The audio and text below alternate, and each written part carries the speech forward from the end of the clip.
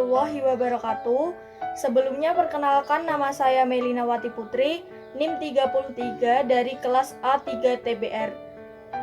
Kali ini saya akan membahas mengenai penciptaan manusia di dalam Al-Quran dan di dalam pengajaran sains biologi.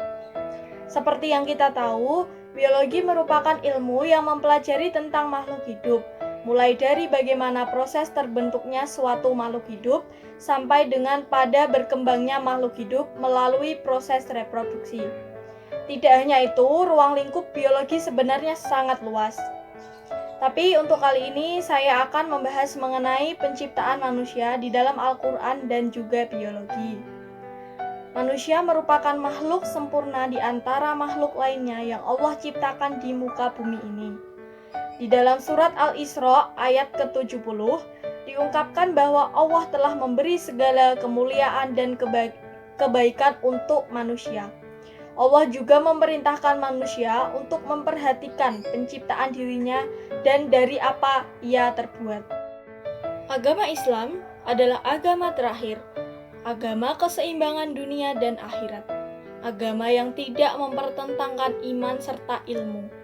Agama ini meliputi segi-segi fundamental tentang duniawi dan juga ukhrawi, guna menghantarkan manusia kepada kebahagiaan dunia dan akhirat. Agama juga tentunya memiliki fungsi, salah satunya fungsi edukatif, yang mana agama mencakup tugas mengajar dan juga membimbing. Dapat kita ketahui bahwa sejatinya agama Islam adalah agama yang memiliki fungsi sebagai edukatif dengan memperhatikan sumber agama Islam itu sendiri, yaitu Al-Quran dan juga hadis. Sebagaimana kita ketahui bahwa komponen yang dibahas dalam biologi tidak terlepas dari manusia. Dijelaskan dalam Al-Quran surat Al-Mu'minun ayat 12 sampai dengan 14, yang artinya, dan sesungguhnya kami telah menciptakan manusia dari saripati berasal dari tanah. Kemudian kami menjadikannya air mani yang disimpan dalam tempat yang kokoh atau rahim. Kemudian air mani itu kami jadikan segumpal daging, dan segumpal daging itu kami jadikan tulang belulang. Lalu tulang belulang kami bungkus dengan daging. Kemudian kami jadikan dia makhluk yang berbentuk lain. Maha suci Allah pencipta yang paling baik.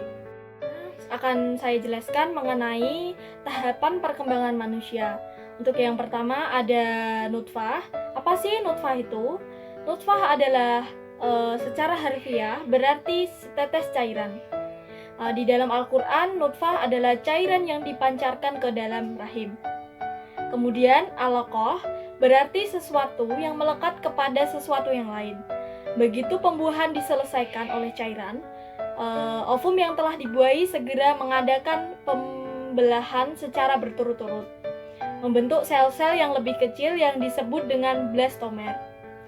Allah Subhanahu wa Ta'ala berfirman, Allah mengetahui apa yang dikandung oleh setiap perempuan, dan kandungan rahim yang kurang sempurna dan bertambah, dan segala sesuatu pada sisinya ada ukurannya. Kemudian ada munigoh. Munigoh itu artinya gumpalan yang telah dikunyah. Pada tahap munigoh ini, pada minggu keempat sampai dengan 8, sel embrio mengalami puncak diferensiasi, menjadi sejumlah jaringan dan organ spesifik. Semua organ dan sistem organ utama dibentuk selama minggu keempat sampai dengan minggu ke-8. Oleh karena itu, periode ini juga disebut periode organogenesis. Itulah saat embrio paling rentan terhadap faktor-faktor yang mengganggu perkembangan dan kebanyakan malformasi.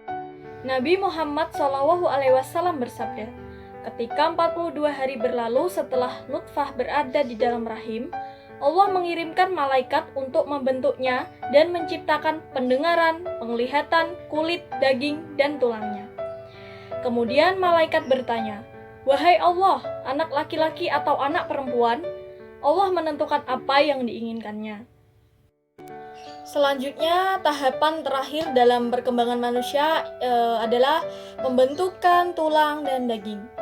Somit berkembang menjadi sistem kerangka yang dibalut oleh otot atau daging. Somit berdiferensiasi dan membentuk sklerotom atau tulang. Al-Quran menggambarkan bahwa pembentukan tulang itu lebih dulu dari pembentukan daging. Allah Subhanahu wa Ta'ala berfirman, "Lalu segumpal darah itu kami jadikan segumpal daging, dan segumpal daging itu kami jadikan tulang belulang.